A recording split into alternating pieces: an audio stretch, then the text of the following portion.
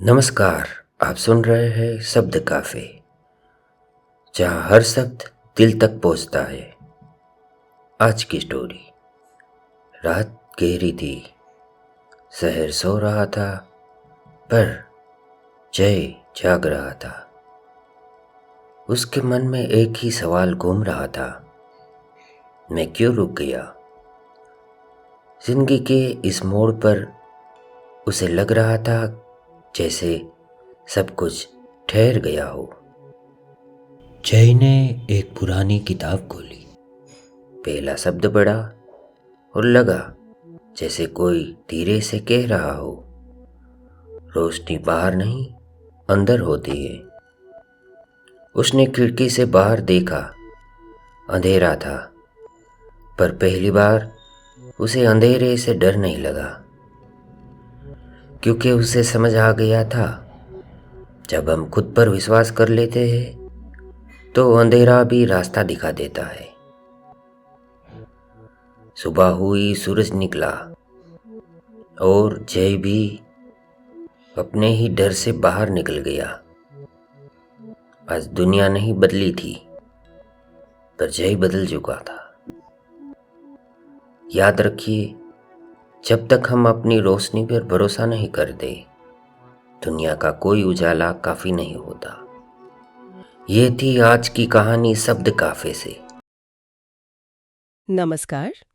आज हम जिस पर बात करने वाले हैं वो कोई मोटी रिसर्च रिपोर्ट या लंबा लेख नहीं है। नहीं, बिल्कुल नहीं। बल्कि ये शब्द काफे नाम के एक कार्यक्रम से ली गई एक बहुत छोटी सी, करीब 1 मिनट की ऑडियो कहानी है। हाँ, और कहानी का शीर्षक है रात गहरी थी। सुनने में बहुत सरल है, लेकिन इसका जो असर है वो काफी गहरा है। हर शायद यही तो इसकी सबसे बड़ी खूबी है कि कैसे कुछ ही वाक्यों में ये जीवन के एक बहुत बड़े सवाल को छू लेती है। हाँ, और वो सवाल है कि जब जिंदगी में ऐसा लगने लगे कि हम कहीं रुक गए हैं, थम से गए हैं, तो उस ठहराव से बाहर निकलने का रास्ता कहाँ मिलता है। कहानी का जो मुख्य पात्र है जय, वो इसी एहसास से गुजर रहा है और खुद से पूछता है, मैं क्यों रुक गया। बिल्कुल। आज हम इसी सवाल के इर्द गिर्द बुनी गई इस कहानी की एक तरह से परतों को खोलने की कोशिश करेंगे। बिल्कुल। हम देखेंगे कि ये कहानी ठहराव के इस एहसास को कैसे पकड़ती है, फिर वो रोशनी और अंधेरे जैसे जो प्रतीक हैं उनका इस्तेमाल करके क्या कहना चाहती है। और जय का जो पूरा मनोवैज्ञानिक सफर है, हाँ, उसके मन में चल रही उथल-पुथल से लेकर उसके बदलाव तक का सफर। मकसद ये समझना है कि 1 मिनट की ये कहानी हमें अपने बारे में सोचने के लिए इतना कुछ कैसे दे जाती है। चलिए तो फिर शुरू करते हैं।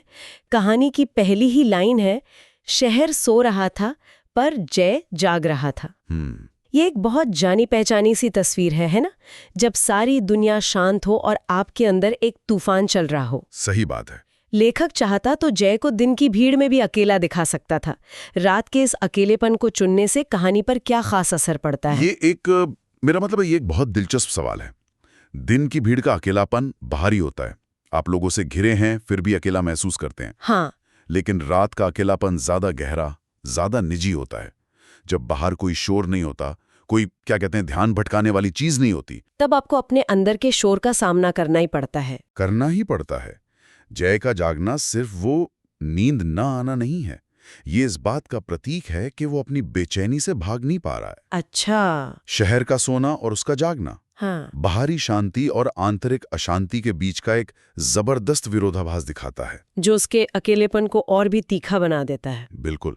और इसी अकेलेपन में वो खुद से सवाल करता है, मैं क्यों रुक गया। इस सवाल में एक तरह की बेबसी है, जैसे उसे खुद ही जवाब नहीं पता।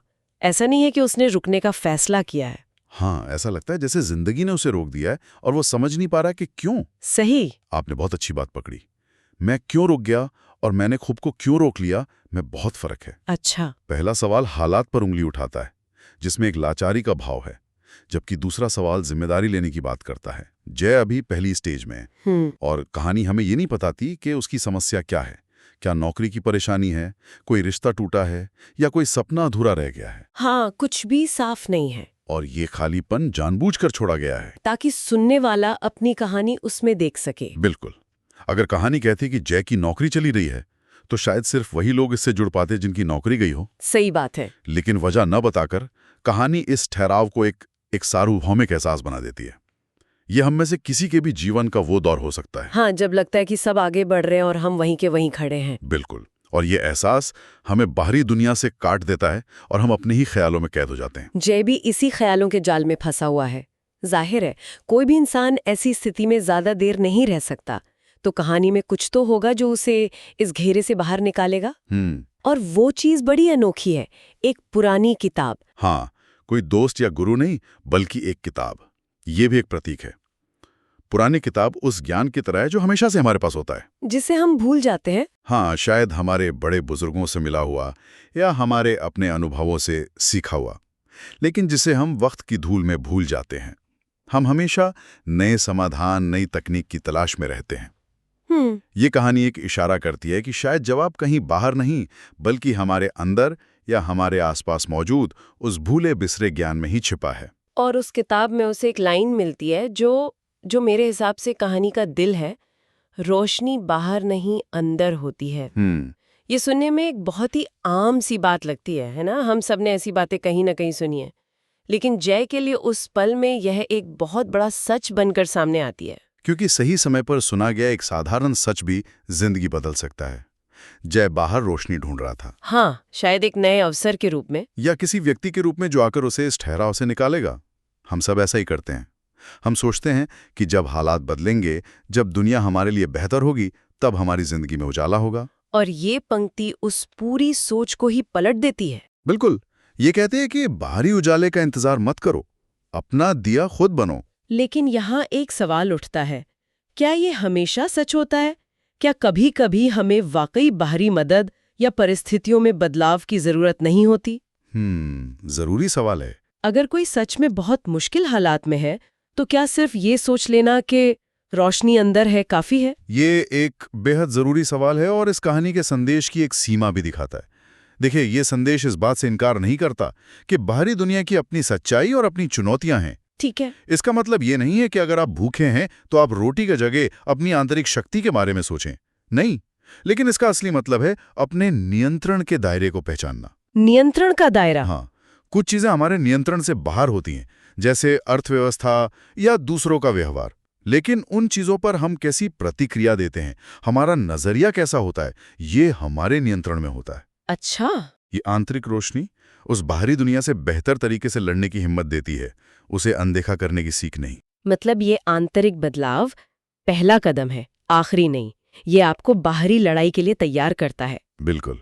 ये आपको लाचारी की भावना से निकालकर जिम्मेदारी की भावना की तरफ ले जाता है। जय को ये एहसास होता है कि वो हालात का शिकार नहीं है, बल्कि अपनी सोच का मालिक है। और जैसे ही उसे ये समझ आता है, हाँ, कहानी में एक बहुत सुंदर मोड़ आता है। वो खिड़की से बाहर देखता है। अंधेरा था, पर पहली बार उसे अंधेरे से डर नहीं लगा। ये मेरे लिए कहानी का सबसे शक्तिशाली हिस्सा है। जिस अंधेरे से उसकी कहानी शुरू हुई थी, जो उसके अकेलेपन और डर का प्रतीक था, वही अंधेरा अब उसे डरा नहीं रहा। ऐसा क्या बदल गया? उसकी सोच बदल गई। कहानी आगे बताती है, क्योंकि उसे समझ आ गया था, जब हम खुद पर विश्वास कर लेते हैं तो अंधेरा भी रास्ता दिखा देता है। ये लाइन, ये सोचना मेरे लिए भी नया था जब मैंने इसे पहली बार सुना। हाँ, हम हमेशा अंधेरे को रोशनी की कमी, एक रुकावट या एक नकारात्मक चीज के तौर पर ही देखते हैं। हाँ, अंधेरा मतलब कंफ्यूजन, डर, कुछ दिखाई न देना। तो फिर ये रास्ता कैसे दिखा सकता है? इसे ऐसे सोचिए, जब बाहर उजाला होता है और आपको सब कुछ साफ साफ दिख रहा होता है, तो आप अपनी आंखों पर भरोसा करते हैं। सही है। आप बाहरी रास्तों पर चलते हैं, लेकिन कल्पना कीजिए कि आप एक घने अंधेरे कमरे में हैं। तब क्या होता है? तब आप अपनी दूसरी इंद्रियों पर ज्यादा भरोसा करने लगते हैं। सुनकर, छूकर, महसूस करके रास्ता खोजते हैं। आप ज्यादा सावधान, ज्यादा सजग हो जाते हैं। आपकी आंतरिक सूझबूझ जाग जाती है। अच्छा, तो जीवन में भी जब बाहरी रास्ते बंद दिखते हैं, जब भविष्य अनिश्चितता के अंधेरे में डूबा होता है, तब हमें अपने अंदर की आवाज, अपने मूल्यों पर भरोसा करने का मौका मिलता है। एकदम सही। वो अंधेरा बाहरी शोर और भटकाव को खत्म कर देता है और आपको अपनी सच्चाई के करीब ले आता है। जय को अब अंधेरे से डर इसलिए नहीं लग रहा है क्योंकि उसने समझ लिया है कि अगर बाहर रोशनी नहीं है तो क्या हुआ, उसके पास अपनी आंतरिक रोशनी है, उसका आत्मविश्वास। और उस आत्मविश्वास के सहारे वो इस अंधेरे में भी अपना अगला कदम ढूंढ सकता है। बिल्कुल।